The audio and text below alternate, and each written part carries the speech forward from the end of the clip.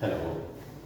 Today, let me take you through the statistics, and we'll be doing the coefficient correlation.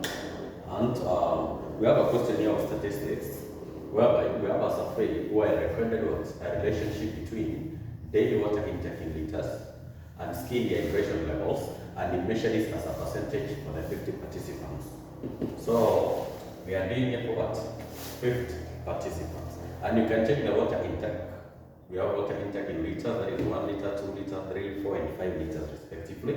Then on the skin dehydration, when this person took 1 liter, the dehydration level of the skin was 50%.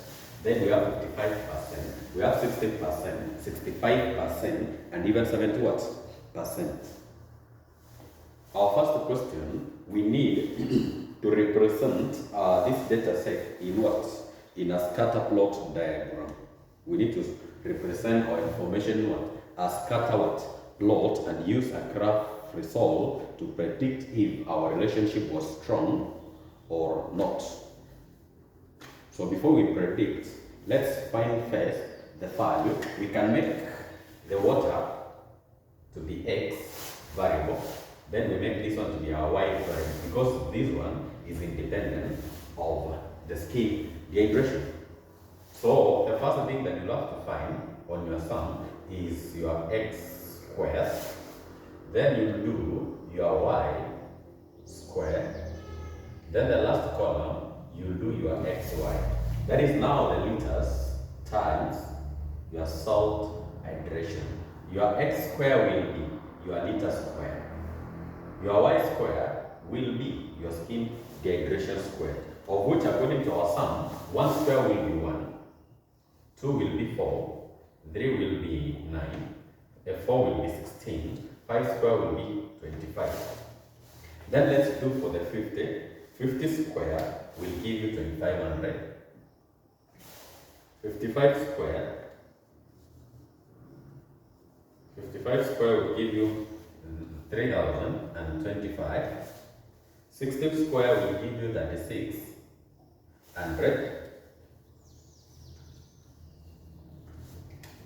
Then we have 65 square will give you 4225.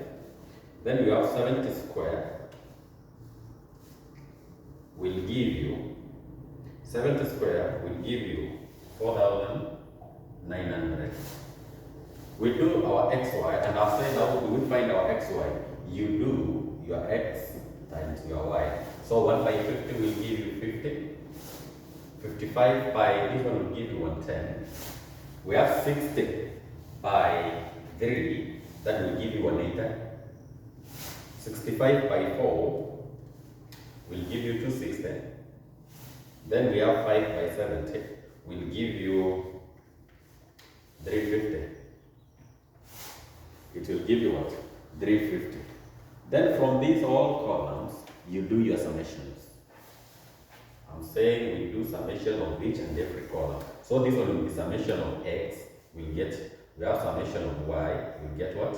You do again summation of x square, you get your value. Summation of y square, we get our value. And summation of x, y, and we get our value. Of which, when you do this, you'll get 10.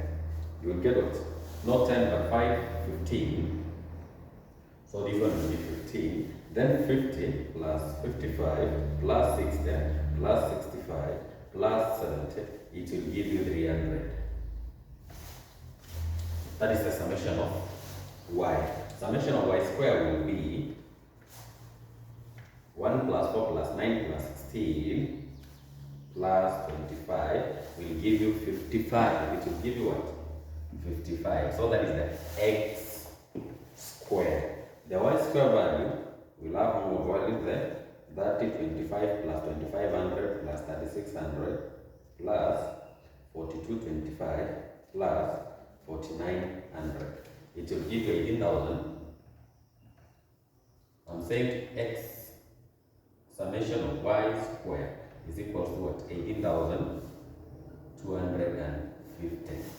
Then summation of x, y will give you, that is 50 plus 110 plus 180 plus 260 plus 350. It will give you a total of 950. It will give you 950. These are the things that we will use when we will be calculating our correlation coefficient. First, let's now represent our data. We represent our data on what? A scatter diagram. So our scatter diagram, this is what we will do. So we are saying we're representing it what? Scatter diagram. This is what you do, like you are representing our values in a graphical way.